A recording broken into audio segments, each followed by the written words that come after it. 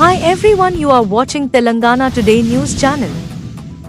Chief Minister Revanth Reddy inaugurated the flyover at Gopanpalli, where ministers, MLAs, MPs and MLCs were present. On this occasion, while addressing public, Chief Minister says 1.5 lakh rupees crore will be spent for Musi River development and Hyderabad city. We will beautify the Musi River like the Thames in London. I request everyone's cooperation in transforming Hyderabad into a global city in the next 10 years. Watch the video.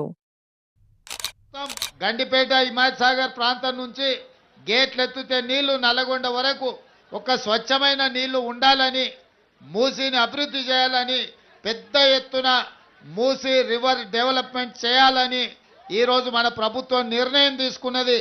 Hyderabad నగర అభివృద్ధి కోసం, మూసీ పరివాహక అభివృద్ధి కోసం 5 ఏళ్లలో 1,50,000 కోట్ల రూపాయలతోని ప్రణాళికలు సిద్ధం చేసి తొందరలోనే పనులు ప్రారంభించబోతున్నామని చెప్పి మీ అందరి సమక్షంలో ఇవాళ మనం ప్రకటించుకుంటున్నాం.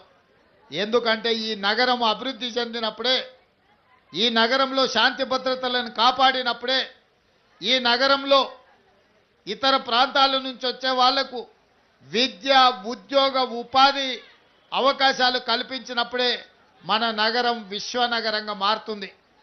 Thanks for watching Telangana Today News. For more updates, subscribe our channel, like, comment and don't forget to share.